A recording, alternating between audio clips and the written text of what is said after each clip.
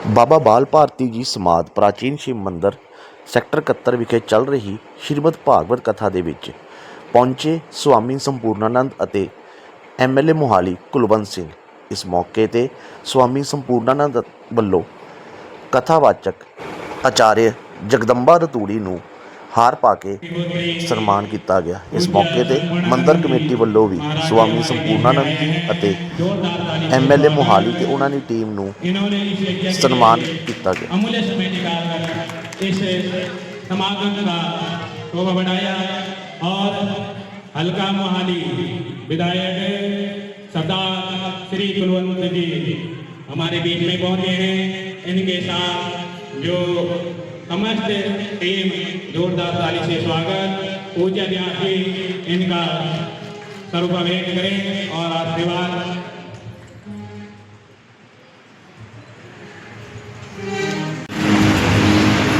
शिवसदयो वरिष्ठं सर्वकल्याणमूर्तिं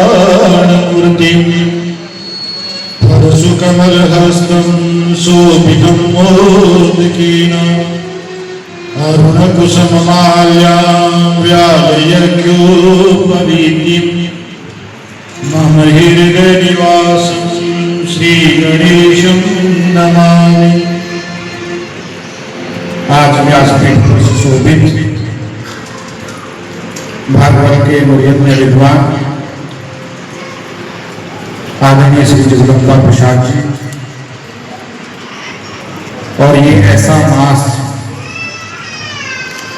जो पितरों के निमित्त है। और कहते भाग्य वेन जन्म समर्जितेन सत्संगमं चलतो पुरुषो कि पितरों पितृमास श्रीमद् भागवत सुनने का आपको तो पुण्य प्राप्त है ही है, जो आपके पूर्वज उस देव लोक में बैठे हैं वो भी आनंदित और आशीर्वाद आपको प्रदान करें। और आज इसी श्रृंखला में जिसके अंदर हल्की सी भी राजनीति नहीं है, जो राजनीति के अंदर है पर अपने अंदर साधुत्व तो बनाए रखते हैं, ऐसे मोहाली के यशस्वी विधायक आदरणीय श्री कुलवंत सिंह जी, जिनकी सहजता, सरलता, प्रेम, अनुभव, जो कभी दूर से चल के आते तो ऐसा लगता है साधु ही कोई चल के आया। इतनी सहजता किसी, इतने जिसके सर पे मुकुट हो और उसमें सहजता हो तो उस पर कहीं न कहीं देवों का आशीर्वाद प्राप्त है। ऐसे सुंदरलाल जी, हम सब भागवत को सुनने वाले और देखने वाले, कहता भागवत हमारे जीवन में जो कष्ट है उसको दूर कर, श्रीमद् भागवत हमारे ज्ञान के चक्षुओं को खोलो। इस संसार में जहां लोभ, क्रोध और मोह है, उसमें अगर कोई पुल का काम करता है तो वो श्रीमद् भागवत है। इस संसार में हमें रहना कैसे है, जीना कैसे है, ये श्रीमद् भागवत हमें समझ। बड़े आनंदित होकर आप सुन रहे थे तो कहता है कि एक राजा को श्रापित होना पड़ा, जिसका नाम है परीक्षित। कहता क्यों? कहता किसी साधु के अपमान में, अनजाने में उससे गलती हुई और उसी ऋषि पुत्र ने उसको श्राप दे दिया कि हे जा राजा परीक्षित, तो 7वें दिन तेरी मृत्यु हो जाएगी। तो इस धरा के सब सन्यासी, इस वसुंधरा के सब तपस्वी दौड़ पड़े कि ऐसा प्रतापी राजा, ऐसा जो धर्म परायण है, ऐसा राजा जो सबकी सुनता है, उसे ही किसी द्वारा श्राप मिल गया तो उसकी मोक्ष की तैयारी करना। तो जब 80,000 ऋषि इकट्ठा हुए तो उसमें से एक ने भागवत सुनाई, उनका नाम था सुखदेव। तो सुखदेव मुनि ने जब 18,000 श्लोक राजा परीक्षित को सुनाए, लेकिन राजा परीक्षित की व्याकुलता दूर नहीं, उनका भेद दूर नहीं हुआ। तो सुखदेव मुनि ने पूछा कि तू क्यों लज्जित है? कहता है कि उस जिसने हमारे कुल का रथ आंका हो, जो हमारे अंगसंग आकर खड़ा हो गया, जिनकी परीक्षाओं से मैं उत्पन्न हूं, जिनकी परीक्षा लेकर मेरा नाम परीक्षित रखा हुआ है, और मुझसे ये दुष्कर्म हो गए। तो 18,000 श्लोक सुनने के बाद भी उसे शांति प्राप्त हुई। तो सुखदेव मुनि को राजा परीक्षित की कथा सुना, कहते कि हे राजा परीक्षित, मैं तुझे एक वर्णन करता हूं। एक राजा था, वो जंगल में गया और सेना से बिछड़ा। जब वो सेना से बिछड़ा तो अकेला था, रात्रि हो रही थी, सूर्य अस्त हो चुका था। तो जंगल में दूर उसको एक दीवा जलता हुआ देखा और उस झोपड़ी के पास जाकर वो खड़ा हो।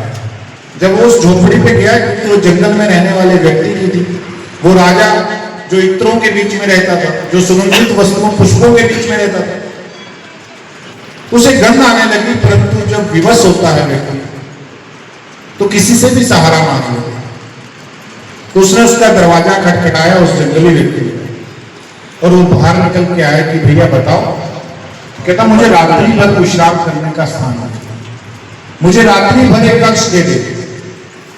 तो उसने कहा कि नहीं, मैं किसी को ठहराता नहीं, मैं रोक नहीं सकता किसी। तो उसने कहा मैं राजा हूं, मैं चक्रवर्ती सम्राट हूं। तो कहने लगा तुमको तो बिल्कुल नहीं दूंगा। तो उसने कहा ऐसा क्यों? कहता जो पहले तुमसे पहले जो लोग आए हैं वो रात्रि भर के लिए मांगते हैं, लेकिन सुबह उसको घर को खाली नहीं करते हैं, झगड़ा कर लेते हैं उससे। तो वो हंसने लगा कि मैं राजा हूं, मेरा बहुत बड़ा महल है, और मैं सूर्य की पहली किरण इस धरती पे पड़ेगी जिसका नाम आरुषि है। उस भोर में, उस ब्रह्म मुहूर्त में मैं तेरी झोपड़ी खाली कर कर चला जाऊंगा, मैं तुझे वचन देता हूं। और कहते तो जब मेरे साथ कोई तेरा ऐसा व्यवहार ही नहीं, मैं तो उस कुल से हूं, रघुकुल रीत सदा चली आई, प्राण जाए पर वचन, कि मेरे वचन खाने नहीं जा सकते, मैं प्राण त्याग सकता हूं। तो उसने उस पर विश्वास कर लिया और एक कक्ष दे दिया। तो जितने जानवरों की मरने की वहां सब पड़ी थी मुद्राएं, तो उस राजा को गंध आने लगी, दुर्गंध आने लगी, तो नाक बंद कर लेता। 12 बजे के बाद जब उसे निद्रा आई तो उसका हाथ हट गया, और सुबह के 10 बज गए। वो झोपड़ी वाला आया कि रे चक्रवर्ती सम्राट खड़ा हो, तूने तो कहा था कि वो सूर्य की पहली किरण जिसका मुझे नाम भी नहीं पता था, तूने नाम लेकर संबोधित किया था कि जो पहली किरण है उसके आते खाली कर दूंगा, ब्रह्म मुहूर्त में खाली कर दूंगा। देख सूर्य कहां तक पहुंच गया है, 10 बज गए हैं भोर के, और तू मेरी झोपड़ी खाली कर दे। तो उसने कहा कि भैया अब मैं ये खाली नहीं करूंगा। तो कहता है कि तुमने तो कहा था रघुकुल रीत सदा चली आई, प्राण जाए पर वचन न जाए, तो अब क्यों नहीं खाली कर रहे? तुम अपने वचनों को त्याग दोगे? बोला हाँ, मैंने अपने वचनों को त्याग दिया, मैं झूठा हूं, पर तेरा घर खाली नहीं। तो सुखदेव मुनि राजा परीक्षित से पूछते हैं कि उस राजा का क्या दंड होना चाहिए, परीक्षित जिसने एक झोपड़ी पर कब्जा कर लिया। तो कहता है गुरुवर वो कहां का राजा था, कौन राजा था? तो सुखदेव मुनि कहते हैं कि वो कोई और नहीं, वो राजा परीक्षित तुम हो। तो उसने कहा कि गुरुवर मुझे याद नहीं कभी इस प्रकार के जंगल में मेरे साथ कोई घटना घटित हुई हो।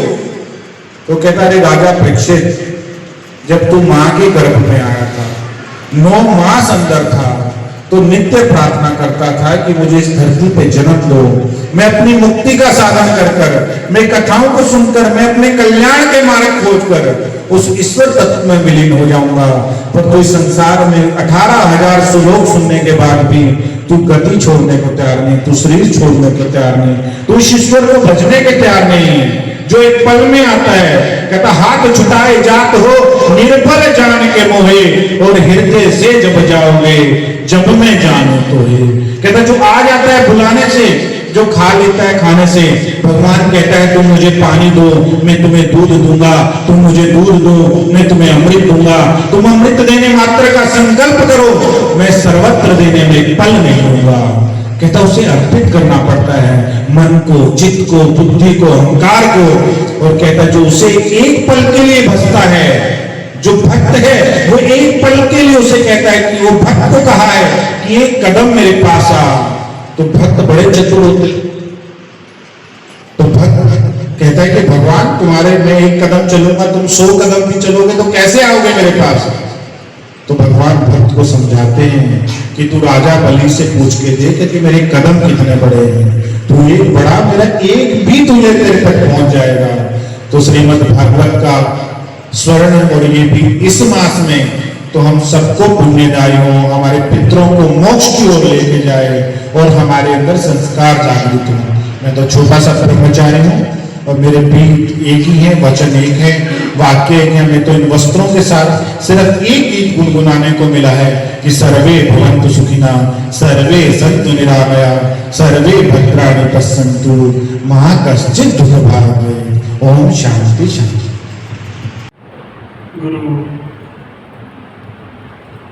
संपूर्ण आनंद जी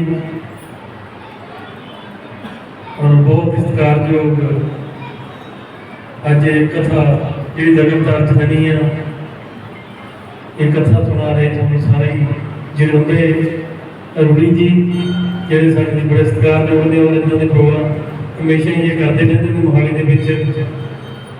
और बहुत ही सत्कारयोग मेरे सामने बैठे साध संगत जी, सब तो पहले तो मैं जी आया अपना वेलकम स्वागतम संपूर्णानंद जी का। और मैं बहुत दिनों का धन्यवाद दिया कि इन्होंने मोहाली में चुने अपना आश्रम जोड़ा इन्होंने नंदे सैकल के बनाया। मैं समझदा कि मोहाली दे जिहड़े भाग ने, जिहड़ी किस्मत है वो खुल गई है।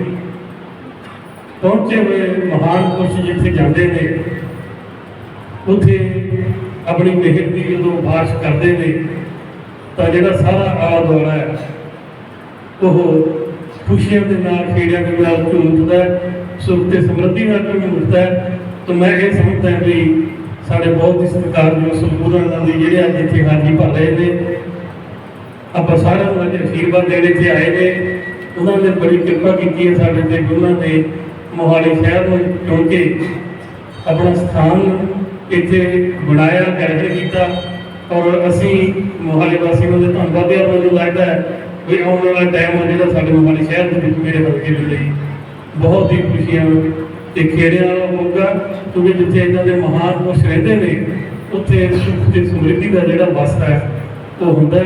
ऐसे ही साढ़े जगदम्बा प्रसाद जी ये भी हमेशा ही वास करते रहते हैं, नाम की दात देते रहते हैं लोगों को और लोगों को सीधे राह पर चलने की जी सिक्ख्या है वो देते रहते हैं। अज भी उस कवि के इन्होंने बजुर्गों को समर्पित जोड़े साढ़े नहीं रहे स्वर्ग सुधार के उन्होंने लिए कथा जी शुरू की है जी एक हफ्ता चलनी है और आप सारे ने रल मिल के इस कथा का जोड़ा आनंद लेना है। और नाल ही ये कथा का इतने आने का फायदा तो है भी जे असी जोर जोर सानू दसन असी उन्होंने पाए पूर्णिया के पाए रास्ते से चलते हुए अपना जीवन है जोड़ा वो सफल करिए तो महापुरुषों का जोड़ा आशीर्वाद आ वो नहीं है। आप सारी किस्मत वाले भागण वाले हो भी इतने आके तुम अपना जीवन जोड़ा वो सफल कर रहे हो। तो मैं अरदास करता भी थोड़ा सारे जो भी मनोकामना इतने लेके आए हो भगवान श्री कृष्ण जी, क्योंकि भागवत का जोड़ा कथा जी चल रही है लगता भगवान श्री कृष्ण जी थोड़े से हाथ रखना आशीर्वाद का।